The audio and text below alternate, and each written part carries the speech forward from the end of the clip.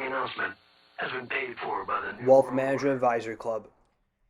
Hey everybody, it's the president of the Wealth Management Advisory Club, Jack Mitchell here. Welcome back to another exciting WMA Club meeting. Before I send you guys off to this awesome meeting you guys about to watch today, a couple announcements on our end as always. It's weird that I'm actually doing the intros again because we were off for a whole week for spring break.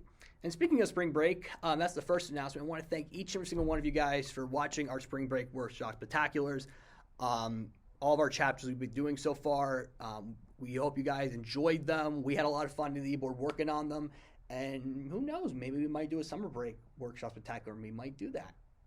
Probably won't, but, you know, just saying. They'll probably way too much doing it every single day. It's just, we can't do that. But, you know, maybe in some way or form. But you never know. Anything can happen. So, again, thank you guys so much for watching them. I know for one of them, I know on Rumble, we had like 300 views on one of them. I think it was either chapter 2 or 4, which is awesome. But it's not over yet because we have one last chapter for Spring Break Workshop Spectacular, and I will explain that as we segue over to announcement number 2. So, obviously, you guys know we've been doing our Mega Weeks. We were thinking about doing 3 weeks for our Mega Weeks, and then it actually now spans over to more because we have a lot more events coming up in March. And the e-board and I decided, you know, why not? Let's just rename it a Mega Month. So this next 2 weeks are going to be very, very jam-packed with events and meetings you guys are able to enjoy. And I will say this now, it's going to be a lot.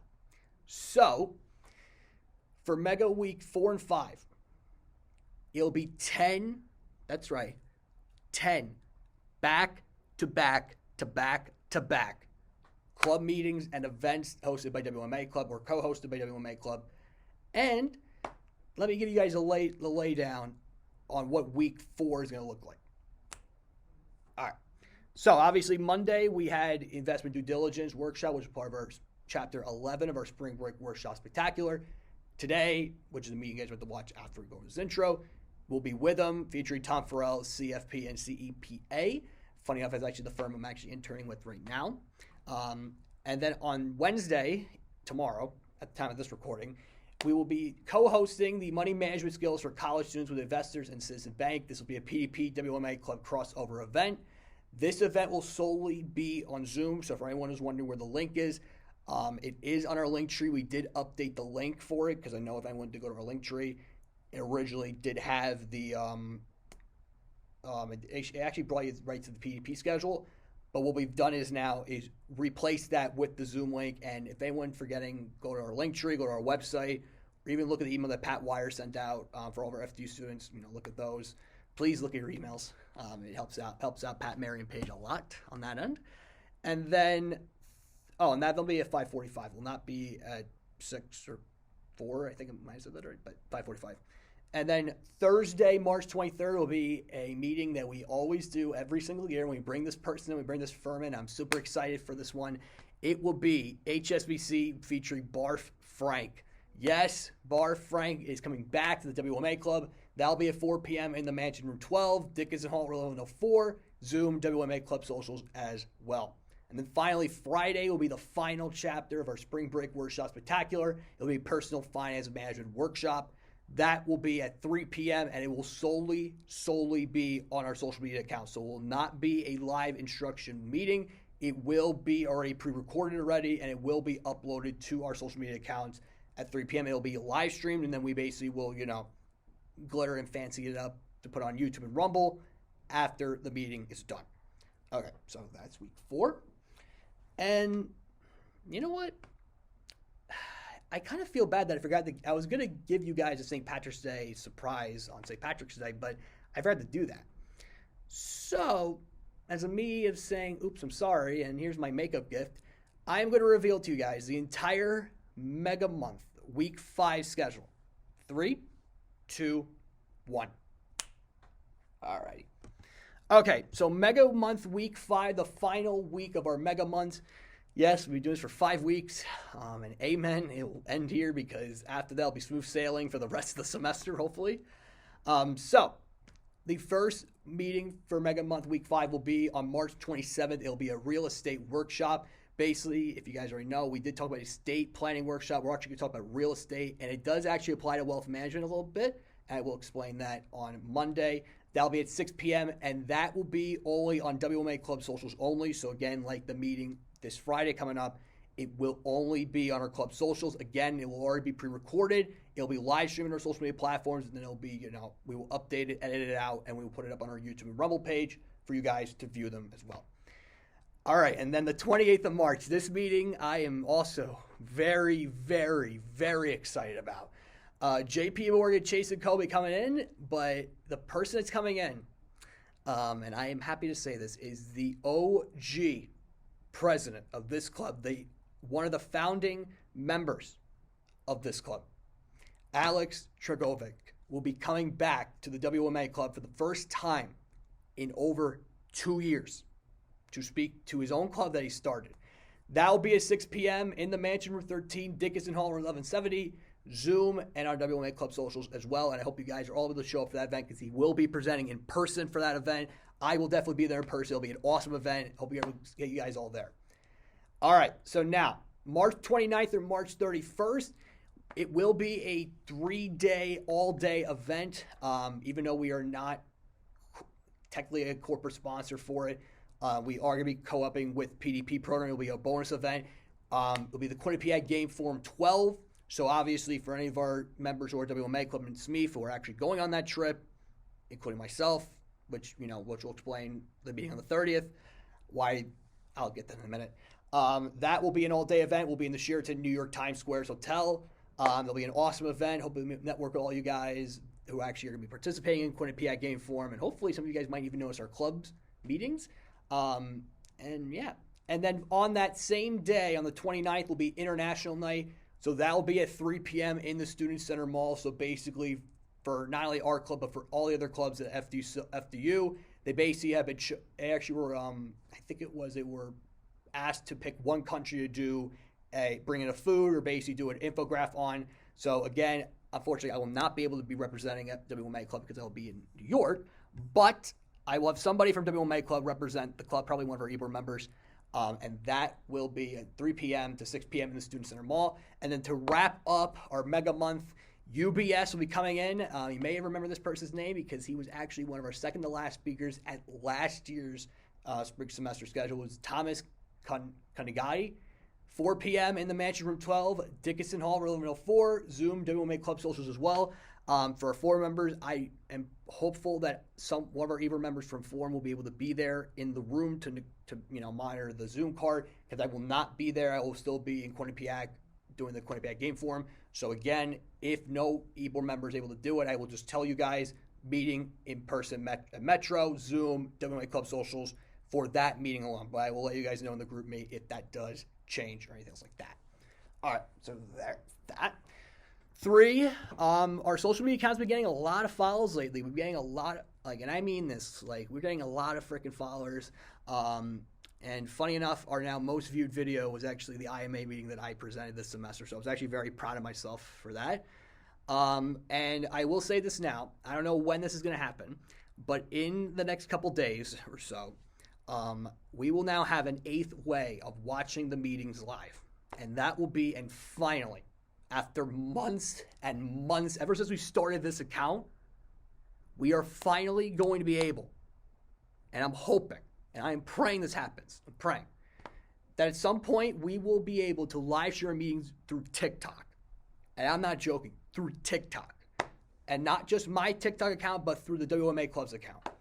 I was going to do it on mine, but I just said to myself, it would look weird, so I just, waited until we get 1,000 followers. So guys, please follow the WMA TikTok page to get us to able to live stream our meetings on TikTok. I do not know how that works with saving the meetings on there. So again, bear with me if I can't do that. If not, just go on Instagram, just watch it on there. So that is 3. Now also, I forgot to mention one last thing.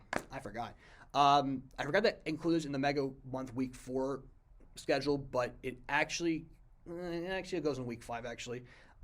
Is that WMA Club will be co-hosting, if I look at my schedule here, we'll be co-hosting FDU Admitted Students Day on the Forum campus. That'll be from 10 a.m. to 2 p.m. at FDU Forum campus. I will be there in person. Our whole e-board will be there, hopefully. able to network with us, and even for all the admitted students, we can't wait to see you guys there. We're very, very pumped to see you. And yeah, so that's that. And now the final thing, and then I'll send you guys out to the meeting. It is time for our sponsor spotlight. Yes, we're still going to highlight our sponsors because, why not? So today's sponsor of this meeting is one of our good friends over at Wise.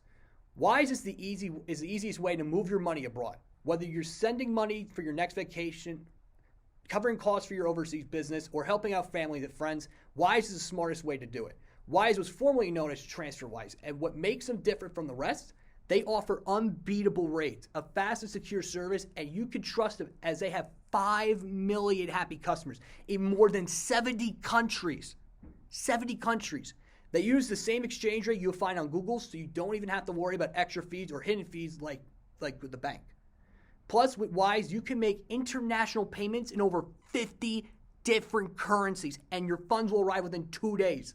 So what are you waiting for? Try Wise today and join the millions of happy customers who have already made the switch. So you click the link in our link tree, or go to our sponsors page on our website, and click the link. You are able to sign up for a free Wise account. I'm not joking. A free Wise account, thanks to WMA Club and to our sponsors, Wise. Again, I'd like to thank Wise for being today's sponsor for today's WMA Club meeting. And I know this was a long intro, but again, I apologize. But if you guys are ready, I know I'm mostly ready, and I can't believe I'm going to be doing this again because I'm so excited to be doing it again. Let's send you guys off in the meeting.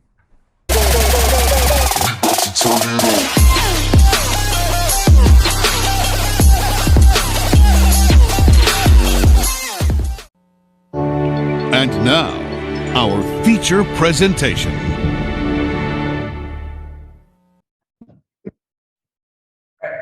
Hello, everybody. Welcome back to another Wealth Management Advisory Club meeting.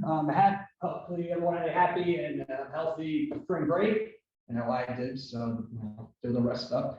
Anyway, today we had a firm that I've actually interned with before last year in tax verification. It is actually Withum, and we have Tom Farrell, who's wealth advisor principal from Withum. Just going to read a little bit about him, and then we're going to pass it off to Tom for the rest of the meeting. So Tom began his career as a financial service representative at MetLife in New York, helping clients fulfill their insurance and investment needs.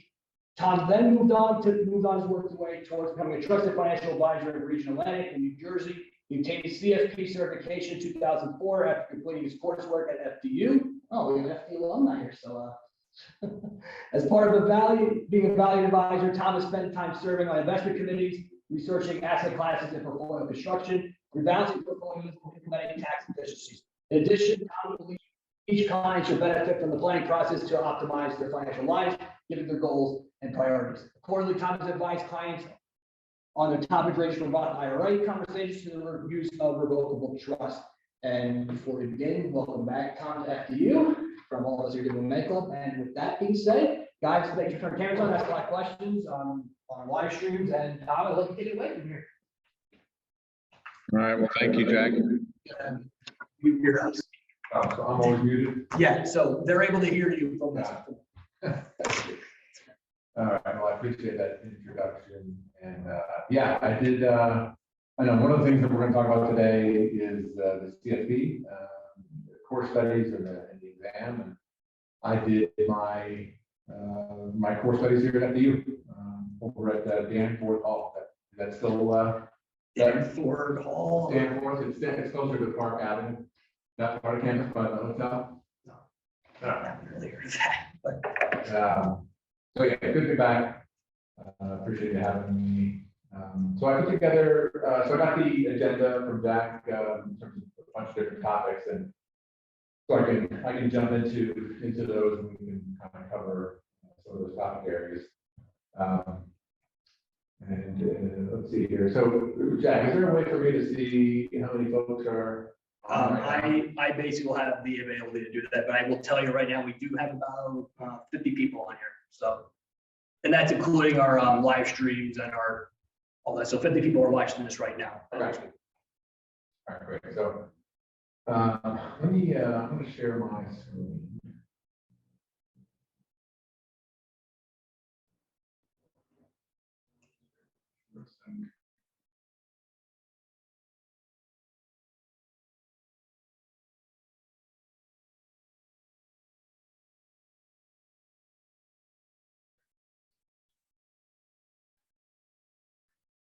So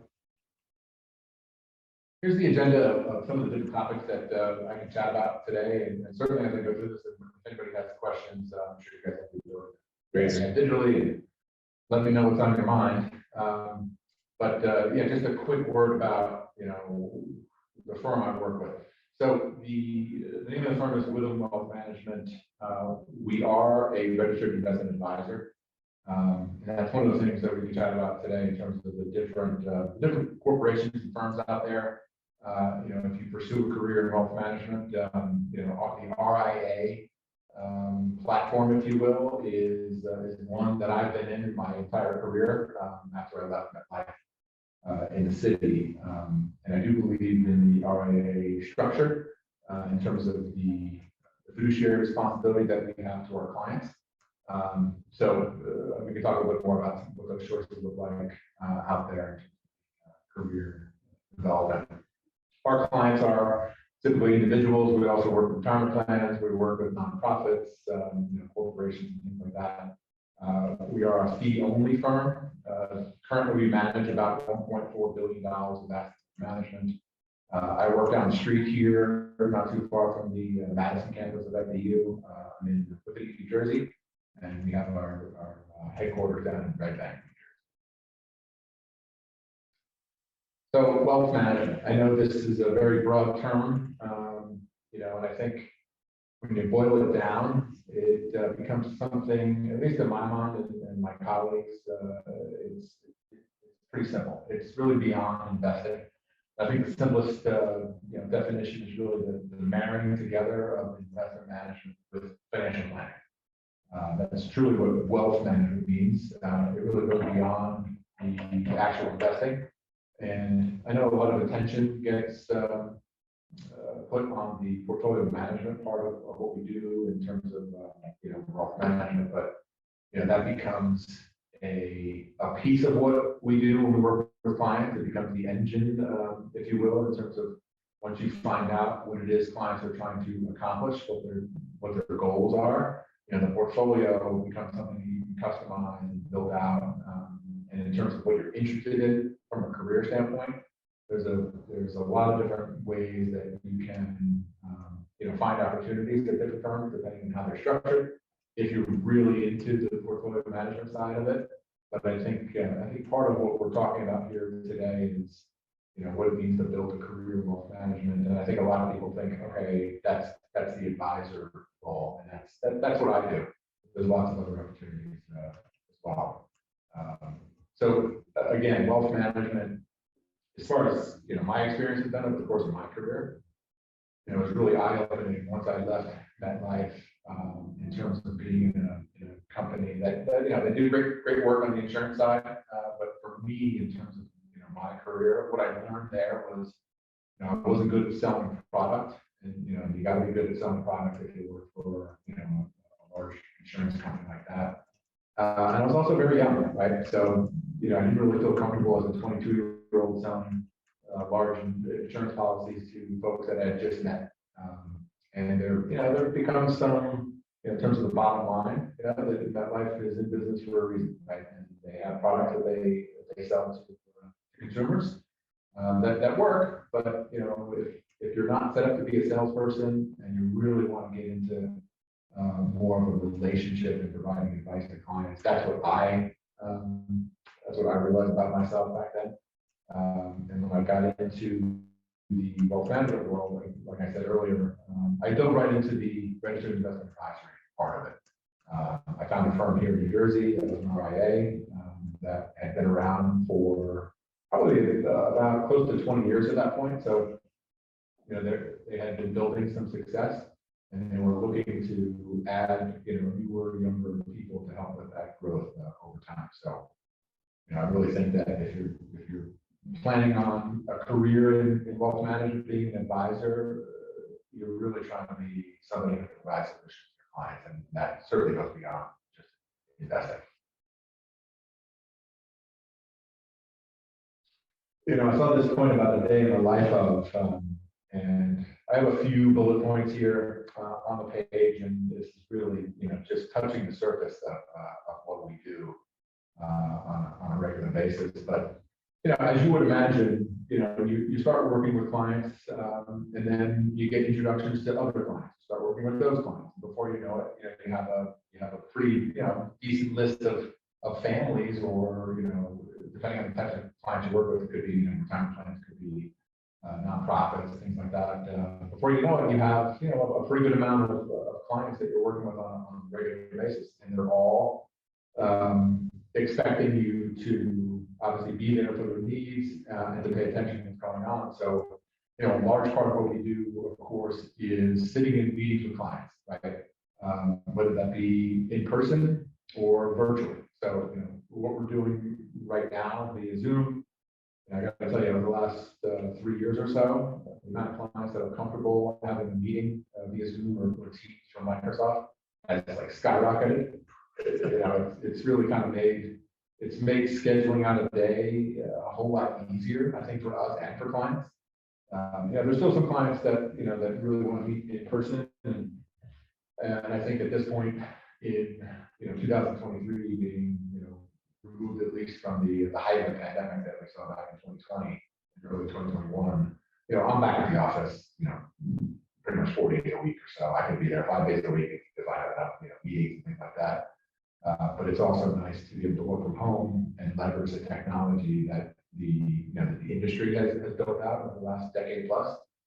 So, scheduling a lot of meetings with clients helps, one, obviously keep your communication up, and two, it helps solidify that relationship. So, in a given month, every week is filled with the client meetings, whether they be in person or virtual. And those meetings, typically you have an agenda, just like we're talking about today, right? Clients want to talk about a couple different things, not just one particular item. So, a client meeting would typically include some back and forth on the agenda items, and then internally, you work with some colleagues to prepare for the meeting, make sure that you had all your materials ready to go. And you would typically cover, let's say, the state of the portfolio, what's happening in the markets, and then, the one or two or maybe even three things the client is really focused on at that particular point when they meet you. And a lot of times that could be, a whole bunch of different planning topics, things that are important and beyond the portfolio. So spending time with clients, on the phone or meetings is a big part of the day in life. I'd say, certainly if you're working with a registered investment advisory firm, typically I'd say, this is a general statement, typically these are smaller firms compared to large JP Morgan or Morgan Stanley and UBS, right? So if you're working at an RIA, you typically have a bunch of different responsibilities in addition to your client facing role. And that a lot of times that could include doing research of the portfolio. So you might sit on the investment committee at your firm, in which case that committee would meet on a regular basis. You're responsible for researching different parts of the portfolio, reporting back to the committee, making decisions on what's happening. So it's like a firm-wide approach to portfolio management and the research that you do as a firm. And then certainly when it comes to any particular client portfolio, you're constantly making decisions about what you're doing inside a given client's portfolio. You're adding to a particular area, whether you're freeing up cash for distribution, or getting ready for a client to make a deposit, and then having some sort of strategy to put that cash to work. So I think a lot of what you could be doing in a day could very much be focused on portfolio management, whether it be researching or actually trading in client portfolio. I think what's important today, certainly with the rise in social media, is the importance of marketing yourself as a professional, marketing a brand, a firm that you work with, and becoming some sort of a known expert in a particular area. So posting to different social media outlets, becomes something that you work on a regular basis. So, getting into sort of writing routine, writing articles, or posting into Twitter or LinkedIn, and other approved sources of social media becomes a big part of how we kind of communicate, not only to our clients, but also to potential clients, other professionals, so that the opportunity of sending out messages like that to either the public or to your clients is taken advantage of, right? I think in today's day and age, and certainly I think for some of the, I've been doing this for my 23rd or 4th year now. Certainly people that are coming into the business after me are even better at making sure that they're paying attention to social media and getting regular postings out there. And I think if you're going to be good at that, it becomes something that is part of a regular weekly routine. So having some sort of post, whether it be on a planning topic or an investment topic, things like that, is something that you certainly spend some time on during the day. And then, when you're just working through your regular week, but between client meetings and phone calls and things like that, you're typically working on some sort of client analysis. You have a discussion with a client about, what kind of pain point they're experiencing or what kind of problem they need a solution for. And you listen as closely as you can and you try to gather as much data about that particular situation. And then you work on some analysis so that you can then present that to the client and hopefully have a solution that makes sense for what they want to do. Because I think at the end of the day, a successful relationship is really when you have a client that listens to what you're talking about. The advice that you give. My best client relationships are the ones where we have a healthy back and forth, but they rely on our expertise and they actually follow through on the advice. And you have some clients that just may be looking for another set of years to talk through a problem with, and sometimes they do some work on their own, and they may disagree with what you do, but a lot of what we're doing just boils down to a lot of the day-to-day work, the tasks, the analysis, and that's from a career standpoint. When I think back to when I first got started after I met MetLife, I got hired as essentially the role, the title was an analyst at that point. And so what did an analyst do? Well, at that particular firm, an analyst was somebody who was responsible for doing a whole lot of things, including a lot of the internal client analysis, right? So I had to learn through the process of, how to think through a life insurance needs analysis, how to think through a financial independence analysis. If a client had an annuity, right, and they had a bunch of questions about it, I had to, learn how to go get the prospectus and read through the riders and the benefits and the costs and the expenses and the surrender charges, things like that. So, and every firm has a process for dealing with that. So a lot of it, at least early in my career, was kind of learning from the people that had been there before me. I had been working with clients for a longer period of time. And so that becomes a collaborative effort, right? And you start to learn more about the clients as you start to dive deeper into the types of questions that they're asking you, the types of problems that they're asking you to help them solve. So at least from my, I think from my perspective, kind of, working my way up and really doing a deep dive on, a handful of clients at a time. One, helped me kind of learn through how to think critically through some of these analysis. Two, start to develop a rapport with the clients. I think over time, if the firm is growing, what you're doing is you're providing opportunities for everybody on the team, everybody at the firm, certainly for people that are aspiring to be, for lack of a better phrase, the lead advisor, right, for example, right? So I knew as an analyst that someday I did want to be a lead advisor, and you have to figure out, okay, how do I get from point A to point B? And a lot of that is having the opportunity to sit with clients, to talk with clients, meet with clients, and crunch the numbers with them and have those discussions so that you can start to build your own confidence by leading the client relationship. So a long-winded way of saying, a whole lot of work that we do during the week is client related, as it should be, it's working collaboratively with the team. And then people talk about meetings all the time at work, and my experience has been, from firm to firm, you have a whole bunch of internal meetings to cover a ton of different topics, whether it be risk management or freeing up time to review something that affects the entire firm, or that be certain types of assets that you own, if you're scheduling a firm-wide client event. So there's a whole bunch of internal meetings that you have on your schedule, and some of them are more important than others, as you would imagine. But I think managing your time becomes an important element of how you structure your week.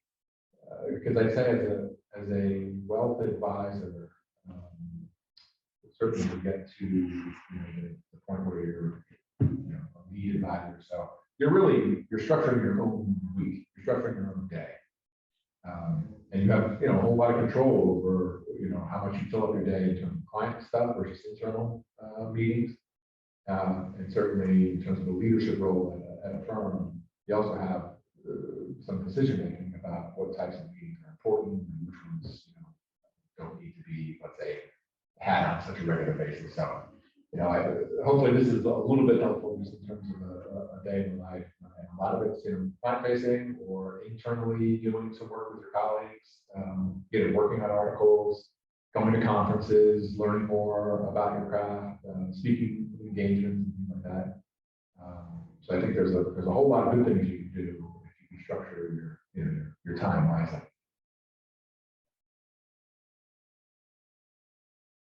One of the other agenda items was, kind of like, what's the current state of wealth management? And I won't sit here and pretend to be an expert on that topic, but I can at least talk to you from my point of view and my experience. I've been doing this for about 23 years, and certainly the technology has been, eye-opening. It's really changed the way that we do things. Changes the way that we deliver information to our clients, changes the way that we do things internally. I'll give you an example. So early on in my career, one of the things that I had to work on was, we would have a target allocation for a client portfolio, and we would constantly be monitoring where any client portfolio was compared to the target, right? And that allowed us to rebalance portfolios. So part of my job was to make sure that I was plugged into all the clients that I was working with and taking advantage of opportunities to rebalance. And that was much more of a manual process back in the early 2000s when I got started, where it would take me a whole period of maybe a week or so to get through the current list of clients, right? And so a lot can change in 5 business trading days. So, depending on how quickly I could work, the trades could be very different on Monday compared to Friday, right, depending on what was happening in the market. So you fast forward a couple more years, and we started working with somebody who was more of a consultant and reviewing what we were doing in terms of rebalancing, and really smart guy.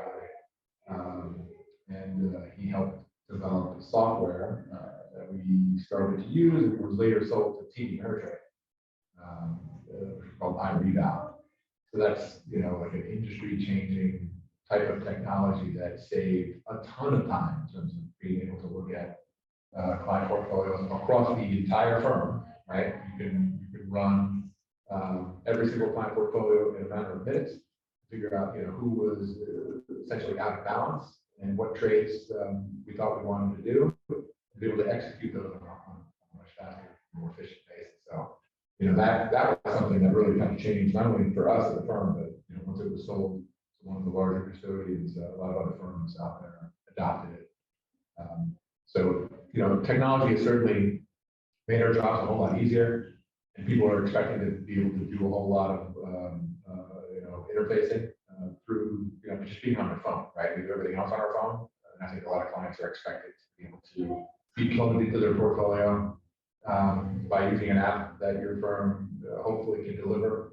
So when they log into your client portal, it's another app on their phone, and it lets them stay in touch and engaged on a regular basis. So I think technology has really come a whole long way over the years for us to be able to deliver on solutions in a much more efficient manner than we used to be. And that will obviously continue to I think, drive the changes that we're going to see. And certainly from the client experience standpoint, people talk about client experience a lot within the industry.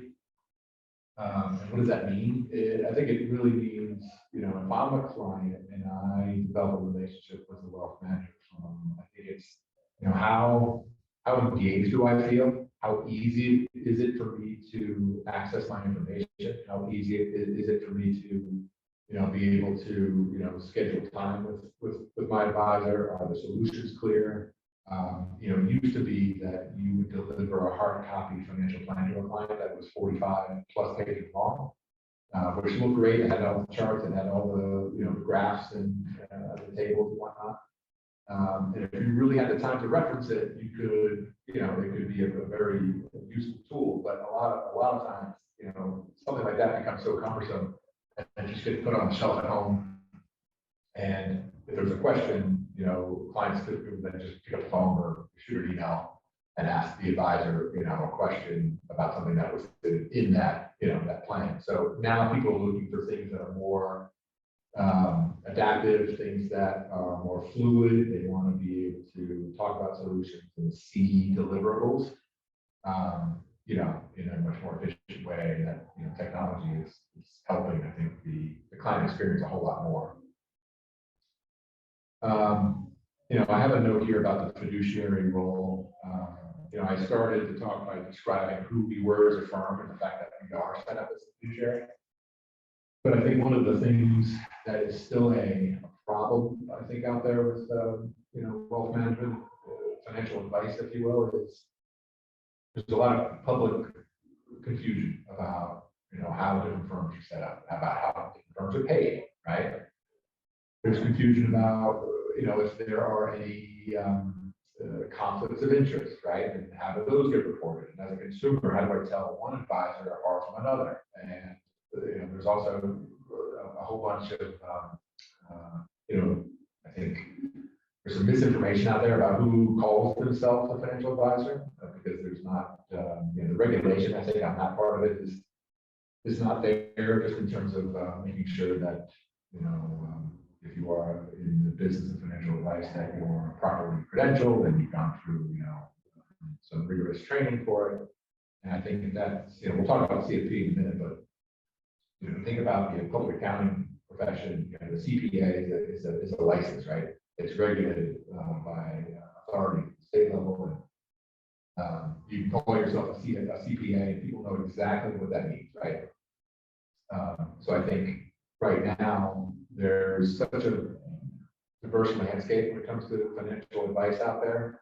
Not totally clear to, you know, your average Joe that Tom Farrell is a fiduciary and works for an RIA versus, you know, somebody next door who, you know, works for, let's say, a big, you know, global bank like a JP Morgan that offers wealth management, and, you know, what's their role as a fiduciary? Well, you know, that's been evolving over the last decade plus. The Department of Labor coming down and getting a little bit more involved in terms of what that fiduciary role should be. How do we disclose that to clients, things like that? And there's still some big differences in what that looks like, and different firms have different attitudes towards what that fiduciary responsibility should look like, right? Because sometimes there's some added compliance cost involved, and some companies either don't want to play in that field, and they make decisions as a firm that may affect you as an advisor in terms of what kind of work or advice.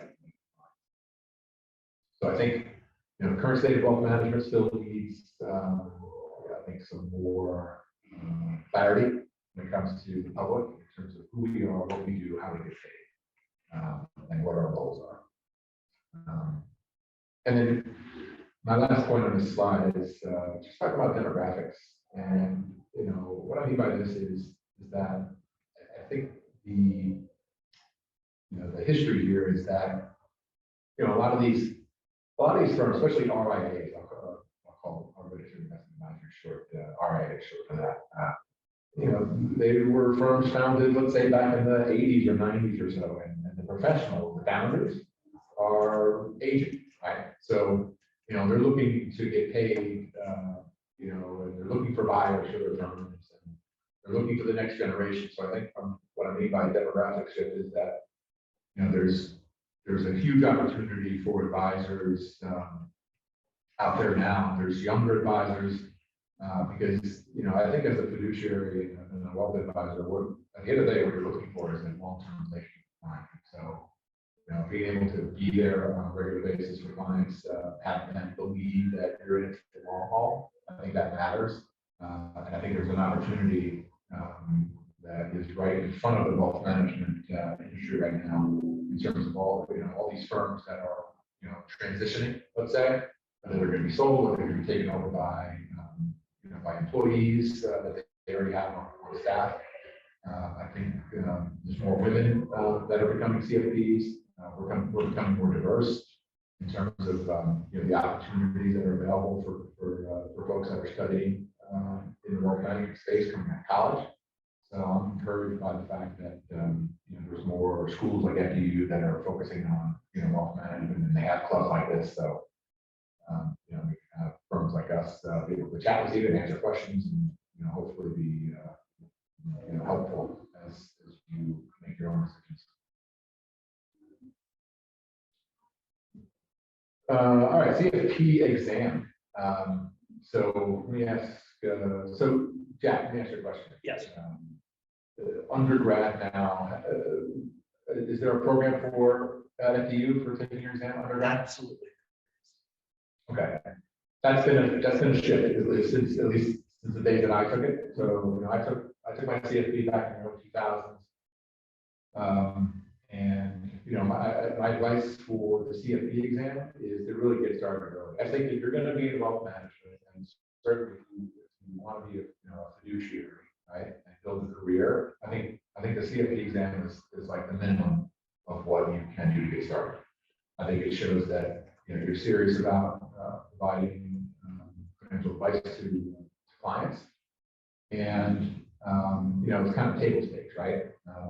So I think getting started early and finding a platform for studying, and I think now it's obviously easier that universities like Fairleigh Dickinson have programs where there's a pathway for that. Back when I did it, there was very few. I think Texas Tech was one of the founding universities that had an undergrad program. I think Virginia Tech does the same thing. Benton College up in Boston now, I think, has a program. There's probably a whole lot more. Because you want to feel supported as you go through the coursework. And I think the difference for me, at least, was because I did it after I graduated school, was I was working at a firm that supported their analysts to become CFPs. In fact, if you were going to be a lead advisor at that firm, you had to be a CFP. So in terms of career advancement, that was one of the requirements. And I felt like after I spent, I was there for probably about maybe a year and a half, maybe 2 years or so before I started the program. So that firm was supportive of me, which I thought was really helpful. And two, based on the daily work I was doing with clients, the coursework made a whole lot of sense, right? It just kind of reinforced what I was doing and helped me become, a more prepared financial planner once I was done with the program and passed the exam. So I'm not sure how all the finances work, but there are scholarships available for CFP coursework and exams. One of the resources that I would point anybody to would be Michael Kitces. You're probably well aware of Michael Kitces. If you go to his website, kitces.com, he has a resource for scholarships that are available for CFP coursework and exams. So I encourage you to take advantage of that, see what's available. What I did back when I was studying was I was in coursework here at FDU, and then I signed up for a review course. So review courses, in my opinion, I'm a big fan of them. I think they do work. I think by now, because they've been in existence now for a good 20 years or more, they're well tailored to get you prepared for the exam. I went through the Zahn and Danko program. Brett Danko is still doing his review courses. I think he does a really good job. I'm not familiar with some of the other ones, but I would recommend a review course. They offer them in advance of the 3 times a year where the CFP exam is offered. So what I liked about it was went through the review course, and then you had a timeline of what to focus on between the end of the review course and when the exam began. So it kind of kept you on a nice tight timeline to be prepared for the exam. And if you did it my way, if you have a supportive firm that you're already working for, a lot of those firms will be willing to pay for your coursework and your exam. There might be like a sharing agreement where they might pay 50% up front, and if you pass, they'll pay for the rest. So depending on what that looks like, I would certainly, if you feel like you want to get your feet wet by working for a firm first, before you think that the CFP exam is right for you, certainly inquire with that company to see if they're supportive of paying for the services. I think the exam fee goes to almost over $900 now. I think it's almost $1,000. So it's not a little bit of amount of money. I think you really need to make a decision that this is something that's right for me. But again, in my opinion, I think taking the CFP coursework and sitting with the exam is I think the foundation of what you do as you're starting out your career.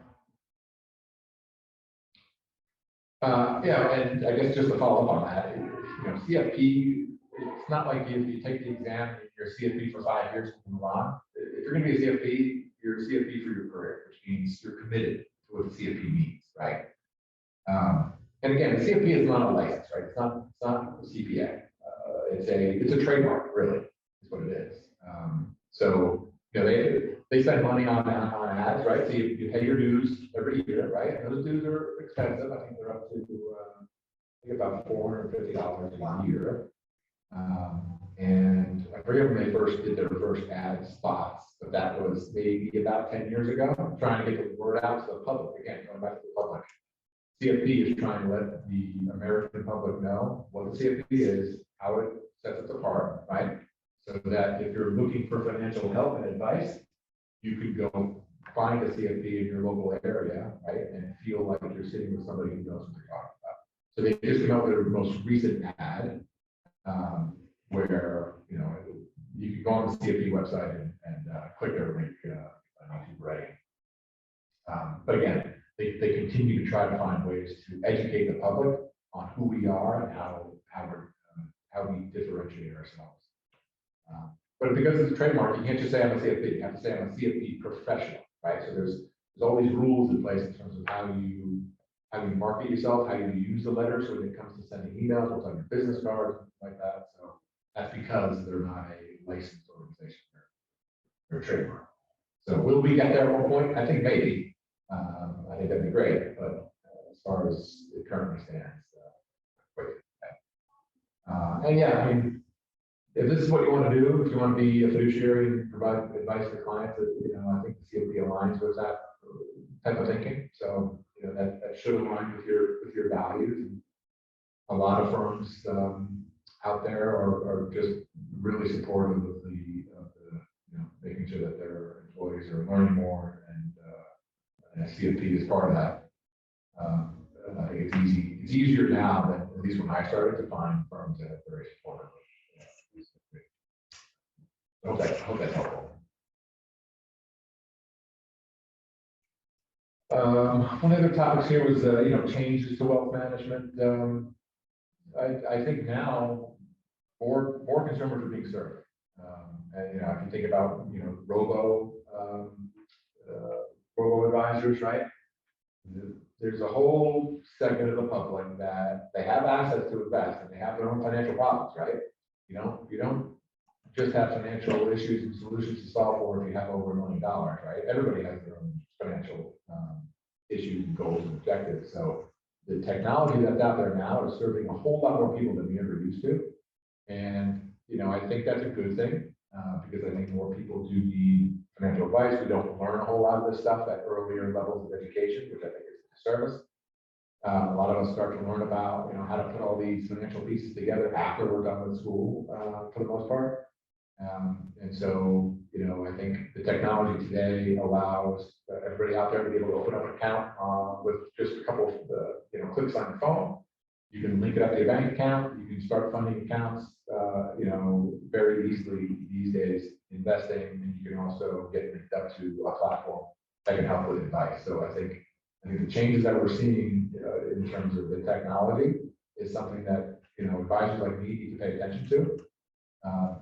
One of the buzzwords this year is artificial intelligence, right? AI, we keep talking about it. Who's going to be replaced by that and things like that. And sure, you can think that way. You can think that, AI is going to replace my job. But I think the best firms are going to find out and figure out ways to leverage AI, right? To have AI be a complement to what they do. And I think whenever it comes to advances in technology, no matter what you do for a living, in our case, wealth management, if you're not keeping up with how to leverage it for your client's benefit, then you're falling behind.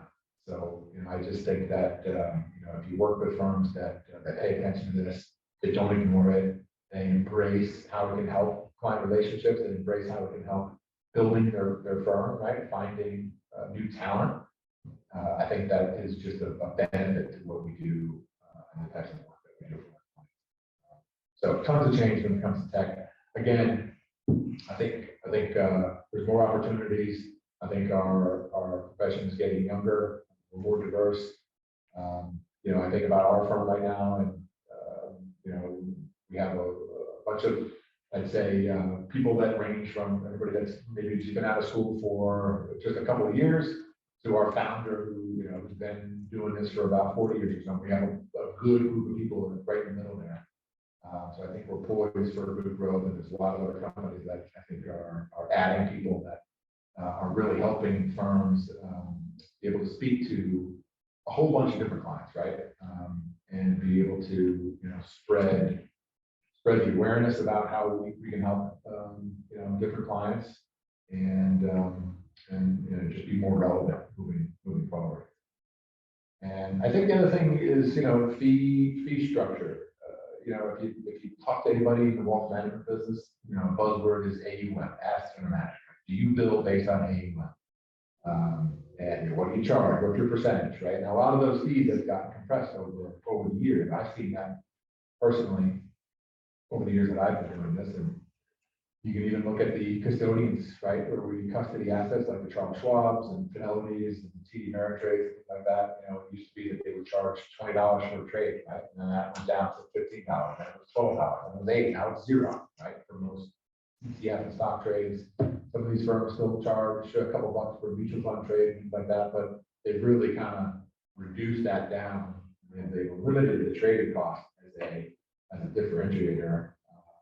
And I think, that same type of thinking happens to wealth management firms. And if you're not providing solutions beyond the portfolio, then I think, that part of the fee discussion is certainly relevant, right? It's like, what are you providing to me beyond just managing my portfolio? And I think there's a whole lot of firms, including ours, that are doing a ton of wealth management work, right? Which includes the portfolio, but it's a whole bunch of other planning work. And I'd say now, once you get started working with a client, and you have about a year under your belt, right? I'd say about 3/4 of your conversations with the client are about something other than work. So you have to know, in my opinion, you have to know what you're talking about. You have to be able to provide solutions to, they want to give money to family or charity, right? They got kids that are going to college.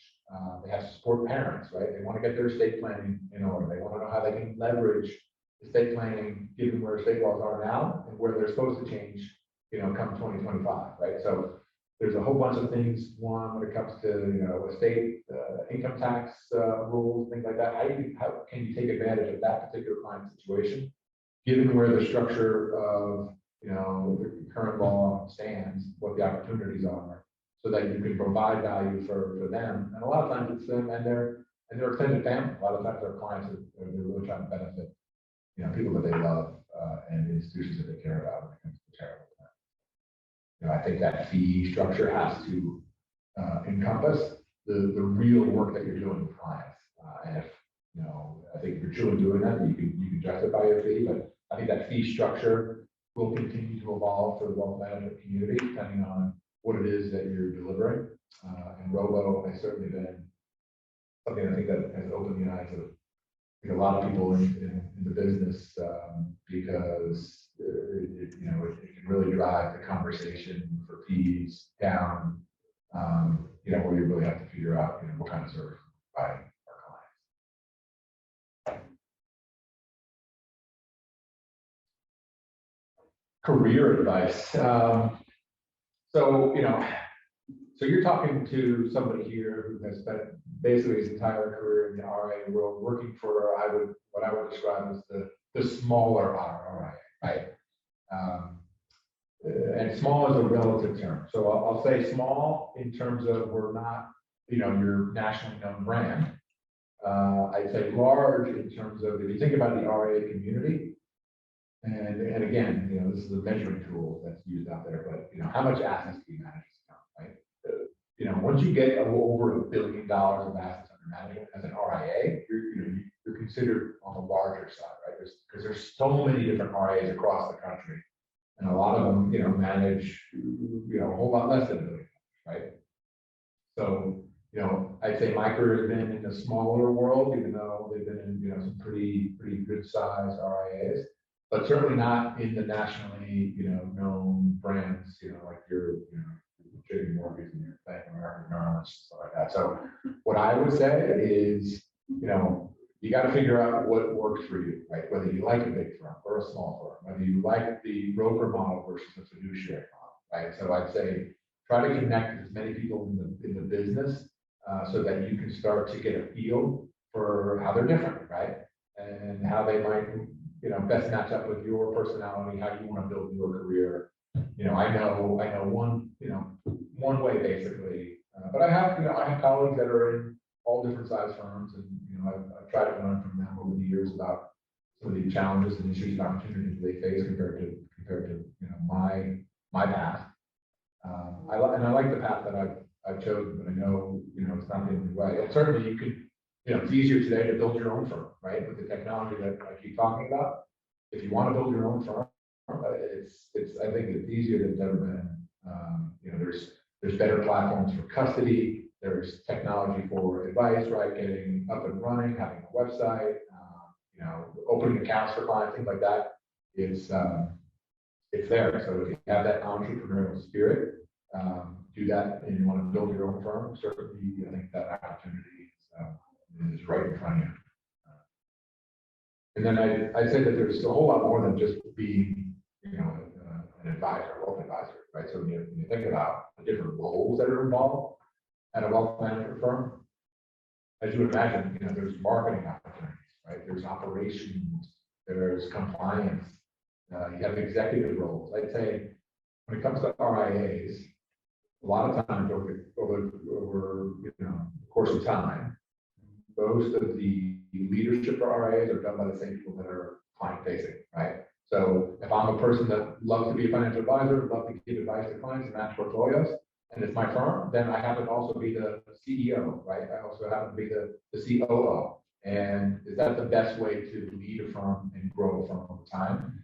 Is my skill set as an advisor, is it the same skill set that is best to serve an executive role, right? So there's a whole bunch of different roles in the wealth management world, depending on where you think that your skills are and where you think you want to grow. I'd say don't just think about it from an advisor role. You can get started that way, and I think that does make sense, right? If you still want to go through the CFP program, finish up here at school, get to know what it is to work with clients. I think that's probably a really good way to think through, okay, what is it that firms are looking to try to accomplish?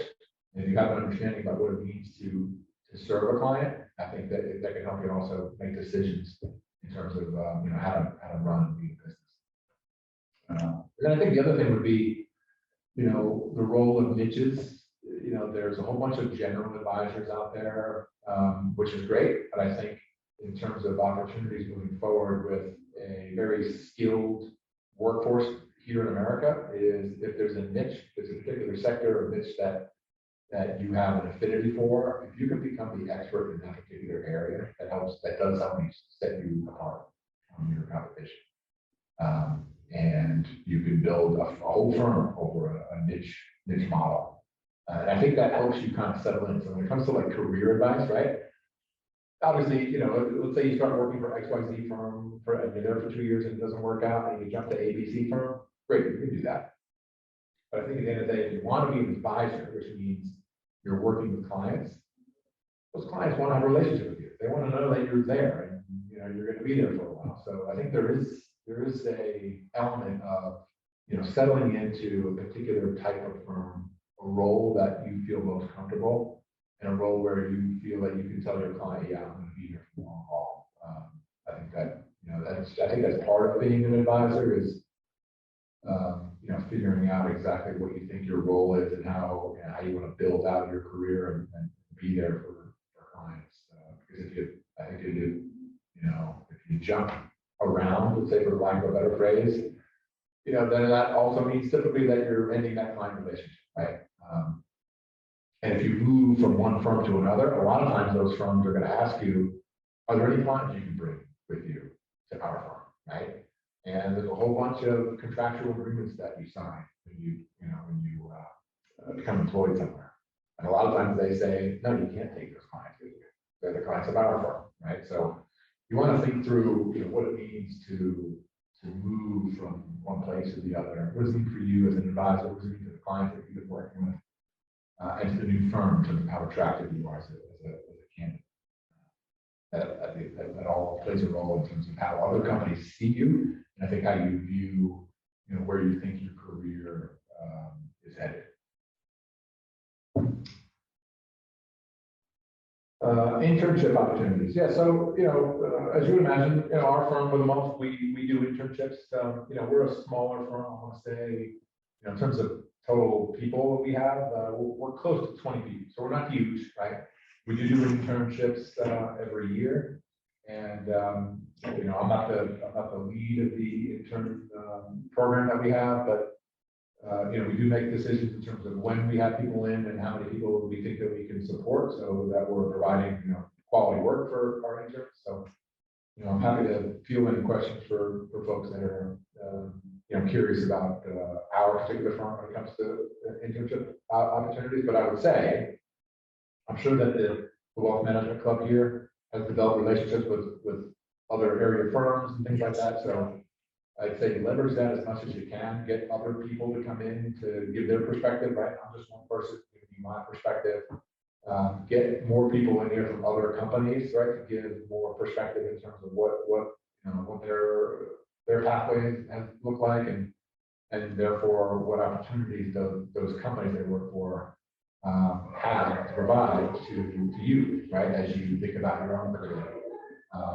So I'd say meet as many people as you can. If you guys do networking events where you invite people here on campus, try to invite folks that are working in the business that are around this particular area. And I'm sure there's a lot of people that are willing to help. I mean, my office is down the road here, literally about 4 miles away. We're certainly an example of a firm that's very, very close by. And I think that might be the last one. Yeah. So I'm happy to answer any questions. I just ranted for a long period of time. No, that was all great stuff that our members enjoyed. I usually have a couple questions, but I usually ask this to probably all our speakers, and I think our members probably know what question I'm about to ask. But since I'm an accounting major, I'm not really into the CFA, CFP. I've asked this question to all our speakers. Do you personally feel in the wealth management industry, do you feel like it's important to have both the CFP and CFA designation, or just one? Because I've heard other speakers who come in and say, oh, CFA, CFP. Others have said both. What's your take on that? Yeah, that's a good question. I would say that the CFA is certainly a level above the CFP, and I think it also speaks to where you as a person want to be spending your career, right? So I think CFA, that's a big commitment, right? You do that over 3 years. And I think people that are CFA focused are folks that really want to be more on the investment portfolio research management side, right? So if you see your career going that way, I would be a proponent of figuring out how do I incorporate the CFA into my future studies and how does that set me up for roles going forward? There's a whole lot of debate out there right now that I've seen in the last couple of years, actually, in terms of the marketability of a CFA these days compared to, let's say, a CPA, right? And then maybe to a lesser extent a CFP. And I mentioned CPA because we have advisors that have come over from the public accounting to wealth management. They have their CPA, right? So what does that mean? Well, it means that they have that foundation in terms of business knowledge in terms of accounting, which I think matters a whole lot when it comes to critical thinking about just how the markets work. If you're working with, let's say, corporations as clients and things like that, being able to speak their language, I think, plays a big role. So I think spending time on it, CFA versus CPA versus CFP, is something that you're interested in. Figure out where those things would create the most value and benefit for your particular career. So at a firm like ours, for example, so we have I want to say probably 5 people that are CFAs, right?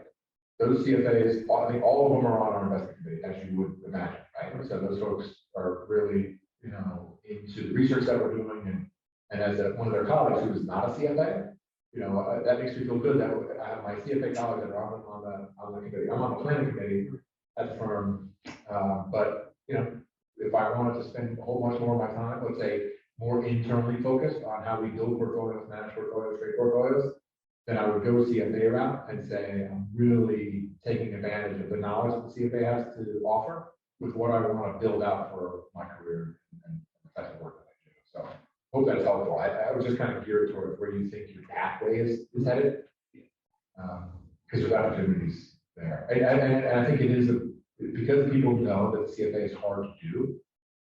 I think employers, it is a marketable designation. Yeah, sure.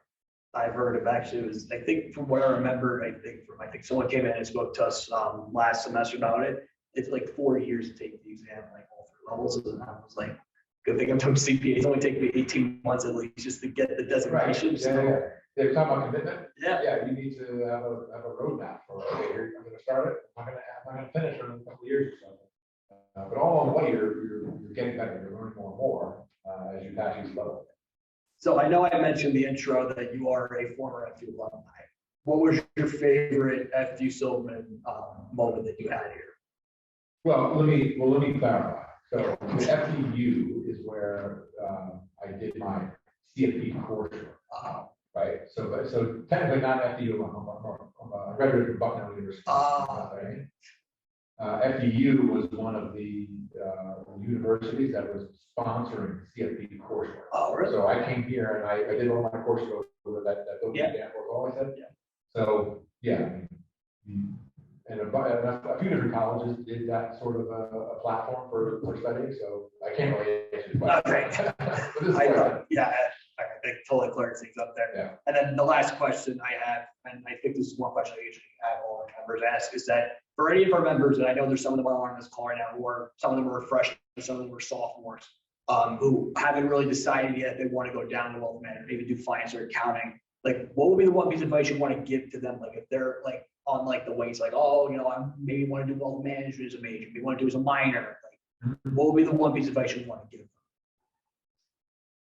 Yeah, I mean, I think getting a feel or a taste of what a day in the life of looks like. I'd say, I think a college like FDU has great resources to be able to plug those folks into, let's say, internship opportunities, or even if it's not a formal internship, if there's other opportunities where you can get to learn and get plugged into local business, whether it be accounting or general finance, or if it is truly wealth management, to get some opportunities to meet people in the space, right? I think that helps along the way. I didn't do any of that when I was undergrad, right? So, and I do regret that, right? If I could have had a little bit more of that under my belt, I think I would have started my CFP earlier than I did, right? I waited until I was actually working for that company for, I think it was 2 years before I started. And so that kind of, looking back, everything's fine, but I could have started that much sooner, right, if I had known. So I think the earlier they can start, getting a feel and a taste, some different types of companies like that, I think that'll help make an informed decision in terms of what kind of path. Well, I think that's all the time we have. I really appreciate you coming to speak to us this week. And I definitely think all of our members here, if you're on Zoom or on our live streams, please network with Tom. I have already, because I actually, like I said in my intro, I did intern with him last year in tax verification. So I get to know him a little bit better. But yeah, guys, that is really it for now. Thank you guys so much. And then members, please stay behind. We're going to have a couple announcements to make. But yeah, thank you so much, Thomas, for coming and speak to us this week.